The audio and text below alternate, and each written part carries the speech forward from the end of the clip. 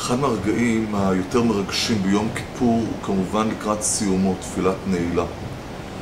כשאנחנו מבקשים, פתח לנו שער, שער שכנראה היה נעול כל היום, פתח לנו שער בעת נעילת שער כפנה היום. היום יפנה, השמש יבוא ויפנה, נבוא שעריך. כל שנה כאילו הפסוקים הללו נאמרים מחדש, מרגשים כאילו פעם ראשונה אנחנו קוראים אותם. והתחושה של לעמוד בפני שער ולבקש על פתיחתו, תמיד יש בה משהו מרגש במיוחד. השער ויום הכיפורים נדמה לי שהוא בא לידי ביטוי ספרותי אולי מהחזקים ביותר שישנם בקטע קצר שקפקא כתב בתוך ספר גדול המשפט. הוא פרסם אותו בעיתון יהודי בצ'כוסלובקיה בספטמבר 1915, בגיליון של ערב ראש השנה של 1915. כולנו מכירים את הפסקה הזאת לפני שער החוק. אדם עומד לפני שער החוק, הוא מבקש להיכנס לתוך השער, אבל הוא לא עומד איזשהו שומר, איזשהו שוער שלא נותן לו להיכנס. וככה חולפים ימיו במאמץ אינסופי לנסות ולהיכנס, לשחד את השומר, להציץ ולראות מה יש מעבר לשער. אבל הוא לא אוסף את עצמו, הוא לא נכנס אל תוך השער, אף על פי שמה שנמצא מעבר לשער זו משאת חייו, זה הדבר שאליו הוא חותר, אליו הוא שואף, הוא בעצם החלום הגדול של חייו.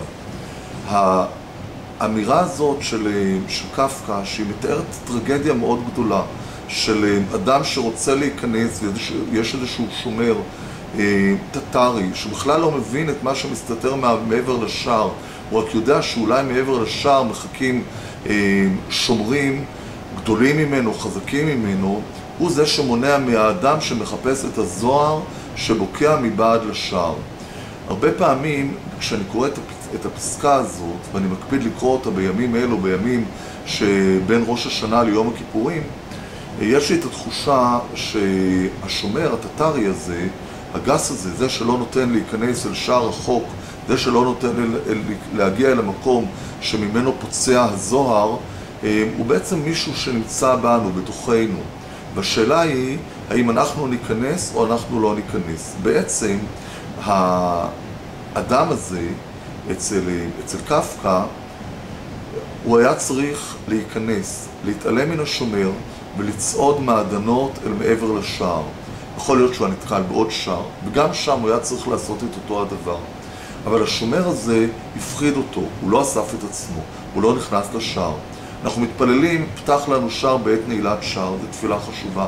באמת, שריבונו של עולם יפתח לנו שער, שישאיר את השער פתוח במשך כל השנה. אבל זה גם דורש מאיתנו. זה דורש מאיתנו את מה שקראו בישיבות המוסר, את הקבלות של שעת נעילה. לקבל משהו על עצמנו. לקבל משהו על עצמנו זה להחליט להיכנס בשער הפתוח. אנחנו מתפללים שהגענו לשער ברגעים האחרונים של 10 ימי תשובה. כשהחמה בראש האילנות של יום הכיפורים, אנחנו מגיעים אל השער, אנחנו מבקשים להישאר בשער, שהשער יישאר פתוח. אבל מהרגע הזה והאילך אנחנו צריכים לקבל על עצמנו, בשעה זו, בשעת רצון השנה, אנחנו נכנסים בשער. אנחנו עוזבים במובנים מסוימים את העולם שלפני השער, את העולם שממנו באנו, ונכנסים לתוך עולם חדש. זה העולם שנמצא מעבר לשער. בלשונו הנפלאה של קפקא, אותו עולם שממנו פוצע הזוהר. לא נחכה כמו גיבורו של קפקא לאחרית הימים, לימים שבהם אנחנו כבר לא נוכל להיכנס בעד השער. היום, כשכוחנו עמנו, שאנחנו יכולים להיכנס בעד השער, אנחנו ניכנס בעדו, ונכון, שנה הבאה אנחנו נתייצב שוב בפני שער. ובשנה הבאה, בעזרת השם, אם ירצה השם, זה יהיה שער חדש.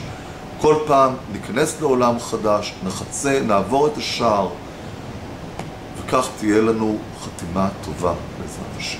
שנה טובה.